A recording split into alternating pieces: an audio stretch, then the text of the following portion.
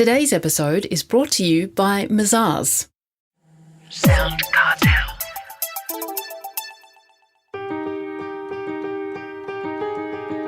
From SoundCartel, I'm Nicole Goodman, and this is Business Essentials Daily.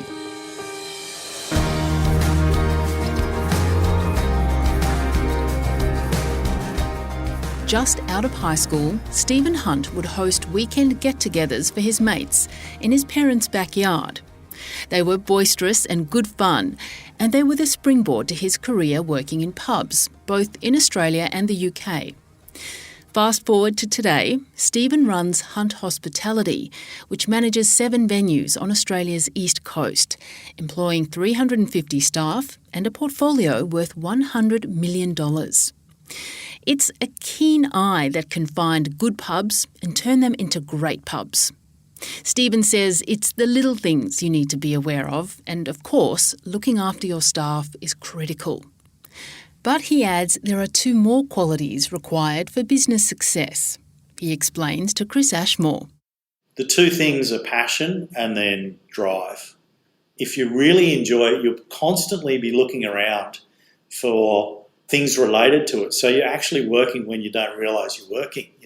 For instance, me, I'll go to a coffee shop and I'll look at an idea and then I'll go, oh, you know what, we could implement something similar to that in our business. So, and then you've got to have the drive to want to do it, And once you've found that passion, you've really got to work it hard. Like I worked at one stage every day for about 7 years. Wow. And then I had my wife and kids, and then I went, I have to reprioritise this. And when I did, I actually started to flourish more because I was just more relaxed and was sort of getting that, people talk about work-life balance. So I then got a little bit more of that. So when I was working, I was sort of game on, I was really focused. But yeah, I always had a drive as well. So you've got to have that drive. Well, you've built your pub empire by buying good pubs and turning them into great pubs. How do you know if a pub has the potential to be great? For us, we look at the location to start with. And so quite often we bought pubs from operators who are quite tired. They get shop blinds, they go in the same way and they don't do promotions anymore and they're kind of burnt out. So we look at the location and then we look at the management. And if the location is good, so, we like one pub towns or we like to be on a high street. We've got one pub in a particular area and it's the only pub in the town and it's just been fantastic for us. It goes really well. And then the Kent Hotel where I am now, that's on a high street location, so it's an entertainment precinct. And so wherever there's foot traffic, and also probably most importantly, we look at the community in the local area. So, we kind of look at the chambers of commerce, we look at the charities, and we look at who's employed, the demographic.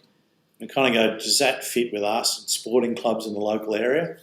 And that's really important because it's like getting Google Maps and putting a dot where the pub is and then measuring around a couple of kilometres from there and going, okay, this is the people that will come to our pub. So that's really important for us as well. Is that because the pub is it's a cornerstone for the community? So a good community will flock to a pub? Absolutely. And I can give you an example of a pub it's near a river and there was a massive flood and the pub's not flooded. So everyone goes to that pub when there's a flood. So it's like, on an industrial site, you see the emergency green and white sign saying, go to this assembly point. The pub was the assembly point. So everyone just went there and then they said, right, who's sort of flooded in and let's just get a dinghy and go out there, the old tinnies. And so they would go down the river and follow down and go to a farmer and, get out and walk if they could and then go and see him and make sure he's all right. So that to me is a great summary of what a pub and a community is when they're in crisis. And the flip side of that is, when people are celebrating, they love going to the pub. You know what I mean? It's like you win your footy grand final or you have a baby and you have a christening or, we've had quite a few weddings in some of our different pubs, which has been awesome. It's been really good. So, yeah, that's probably the main reason, I guess. Pubs are right in the centre of a community. And there are many things that you have to do to run a successful pub, so many little different things throughout the establishment. How do you know what to pay attention to?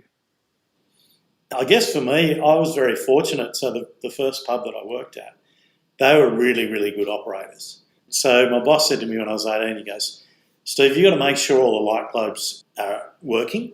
So people like everything, working. You've got to make sure there's toilet paper in the bathroom, make sure the sinks are clean, you make sure the TVs are on the right event, you make sure the music's right for the right demographic. So you don't want chili peppers cranking out when you've got, the grey power in there drinking their cups of tea. Some of them like it. Probably the majority don't. So we just call all these one percenters. I'll walk into a venue now, and if there's a light globe out in a particular venue and I go back there another time, you kind of go, management's losing touch with what's going on. Do you know what I mean? They're not actually paying attention to the really small things. Yep. Which is crucial because all of those things add up to making a customer experience good, and then therefore they'll come back. And a lot of people who come into your pub, they compare the toilets to the kitchen.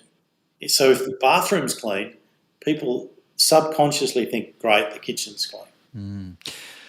We hear a lot of lip service about how staff is the most important thing, but you really do take that seriously, don't you? Oh, absolutely, because generally they're a reflection on the senior management. And so picking the right team is crucial, and getting people who care about the business is, if you're not doing it, then you're doing yourself a disservice. I hear a lot of old guys who get disgruntled with their team or have a whinge, and I'm like, you employ them. That's your job, to employ the right people. And so quite often what we do is, with the senior guys, I'll sit down before we employ them and have a meal with them, and I just it's really simple because I actually watch how they interact with people, how they eat, how they order their meals, what they're ordering, just their general demeanour. And so if you have a couple of meetings, you actually get to know them. Some people are experts at being interviewed, it should be their full-time job. So they're great at getting in there, but then they lack substance. So picking the right team, and we have employee share schemes with a couple of our teams. So basically they're part owners. So it's like a loan where you basically loan the employee shares and then they pay back the profit that it makes. It's a little bit more in depth than that, but that's probably the best way I can describe it. And then they're owners, and then they're working with you because you all benefit from it. Sometimes we offer our chefs incentives. So if they reach targets weekly, they get a bump in their pay. And so doing all that, and the third one, which is getting buy-in. So if you have a team who they're not interested in investing, they don't have the money, but getting them to have their input into the business, they'll drive it harder than you ever will, because everyone likes their own idea, right? So quite simply, they're going to push it harder. And like, I'm not pouring beers on a Saturday night, you know what I mean? So these guys are the ones who are the face of the business there. So if it's their idea, they're going to get right behind it. Well, before we go, Stephen, any final thoughts for business owners who perhaps are looking for inspiration or some advice on running a successful business? Yeah, I think before you get into the business, you've got to find out what you're really good at, and then it's literally get up and do your job every day. You know what I mean? Like, our job is to make people's day, and we make sure we focus on that regardless of what the circumstances are. And that can be a smile across the bar, or, remembering a customer's name or their drink, or their meal, because it makes them feel special. And regardless of what business you're in, if you're getting into the local community, it doesn't matter if you're KPMG or if, the bigger accounting firms around the world. If you're offering a personalised service, which I think the world is starting to lack, you're going to keep miles ahead of the competitors. So getting up and doing your job every day, know what your job is and get up and do it. That was Stephen Hunt, Managing Director of Hunt Hospitality.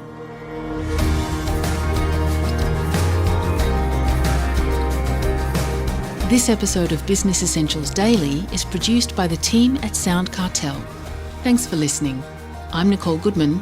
We'll bring you more Be Daily tomorrow. Follow @BE Daily Podcast across social media And head to bedaily.com.au for more from the Business Essentials Daily podcast. SoundCartel. This episode was brought to you by Mazars. To find out more, visit mazars.com.au. That's mazars.com.au.